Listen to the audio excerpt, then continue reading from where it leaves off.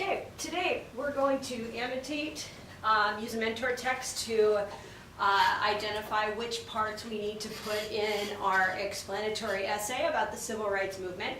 So the first thing we're going to do is we're going to number the paragraphs. 1, 2, and 3 paragraphs.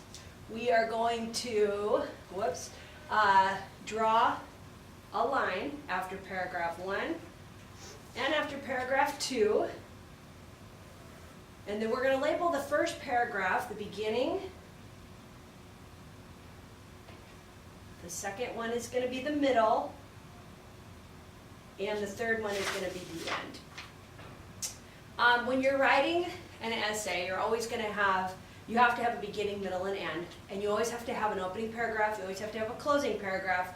But the amount of paragraphs you have in the middle might change. A standard essay is usually a 5-paragraph essay, so there are 3 paragraphs in the middle that are used to develop your thesis. But for this one, we are only going to look at, we're going to use one body paragraph to develop our idea.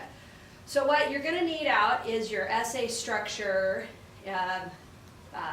list that is in your notebook. And it talks about, in the opening paragraph, there are 3 elements. One is an attention grabber, the other is background, and then the third thing is a thesis. So we're going to start with our thesis. What is this paper about? So when you look at the whole thing, and I'm going through this quickly, we did this together as a group and discussed all this, but for this purpose I'll just highlight these things for you and quickly go through them. The last sentence of the paragraph is the thesis. Both groups responded to the mistreatment through nonviolent protests. So the key idea here is both groups were comparing mistreatment and how they dealt with it. And so both groups dealt with it through nonviolent protests.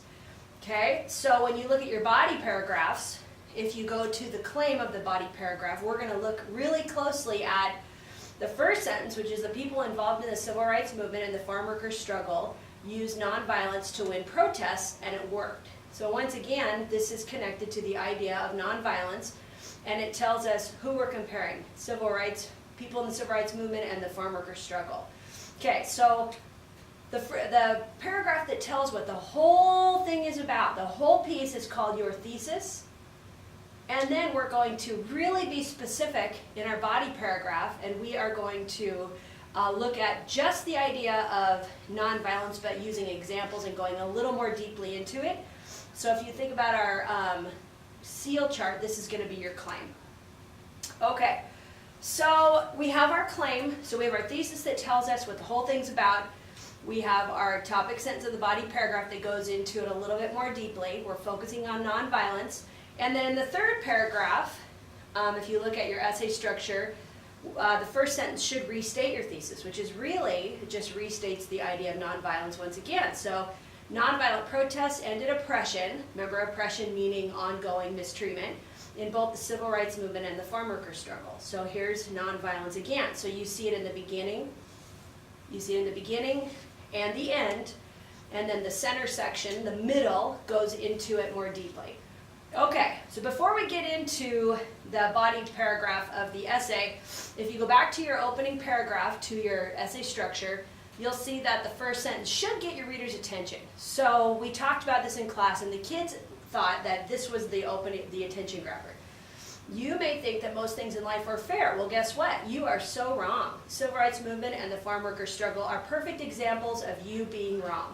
And the kids talked about how even though they may or may not agree with this statement, it does get it got their attention. It made them think about it, whether they agreed or they disagreed, but they did stop and think. Okay, so according to our structure, we have our attention grabber, and this whole section in the middle is supposed to be our background. So let's read it and decide. From 1954 to 1970, the civil rights movement and farm worker struggle were happening. During this time, people, mostly white, mistreated others because of their race and ethnicity.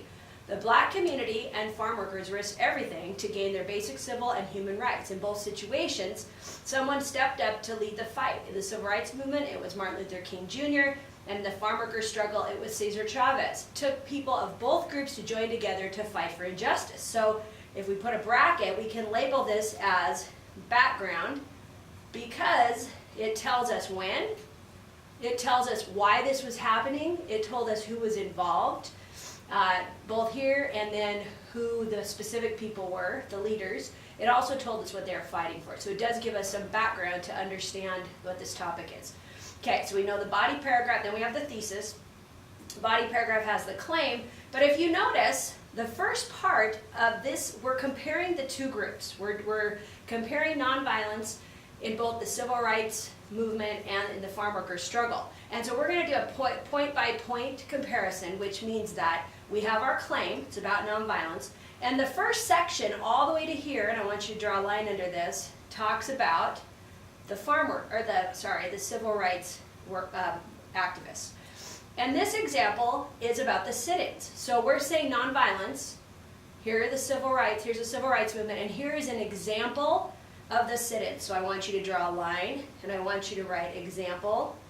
And basically this is the example on your seal chart. So you have your claim, you have your example, and all the rest of this is the elaboration. If we were to just say, oh, the sit-ins, that's our example, people don't know what that is, so you have to explain the rest. So it happened in 1960. College students were trying to get the lunch counters desegregated. They were sitting, then they were attacked, humiliated, arrested. They didn't fight back, okay, until they were desegregated. And then here's the source, source one, which is up at the top, time for justice. And it is cut off, but you'll have this correctly in yours. Okay, the next part, this whole section is about the farm workers. And the example that they used to show nonviolence is the picketing that was outside the fields. And so it goes in, so this is your example, this is your E, your example, and then all the rest of this is your elaboration. It tells us all about the picketing. It tells us where it happened, it told us why it happened, it talked about the scabs, it talked about even when the police showed up and banned them from saying huelga, they still didn't fight back. So we have our claim right here. We have our examples or evidence right here, the sit-ins and the pickets, and then elaboration. And then the last thing in the body paragraph should be at the very end, and it's your bookend here. It just tells you it is your link. Okay, it restates the main point. Okay, so then we have we restated our thesis, which is the whole point all over again. And then according to our essay structure, it says now we need to give some additional info. So this gives a quote from Robert Kennedy. It talks about how this quote related to each situation. Talks about the sacrifices made, but what they got as a result. So blacks and whites can go to the bathroom, they can eat at the same restaurant, they can sit where they want, they get equal education, and here's what the farm workers won. And then here's kind of where we are today. Farm workers are still living in poverty. So this right here is all additional info, followed up by the last sentence being, even though our country's made huge gains towards civil and human rights for all, are we completely there? And that is your closing thought, because it leaves your reader something to consider and something to want to learn more about. Okay, so now that you've identified all the parts as labeled, as evidenced in your essay structure, let's take a different color highlighter and actually label. So we have our attention grabber, we have our background info, we have our thesis, we have our claim, our examples or evidence, we've elaborated on them, and we have a link. Okay? Closing has a restated thesis. They gave some additional info that told what they won, and a closing thought. So those are the elements of your mentor text that you're going to be using to write your essay. So we're going to be applying those into our writing.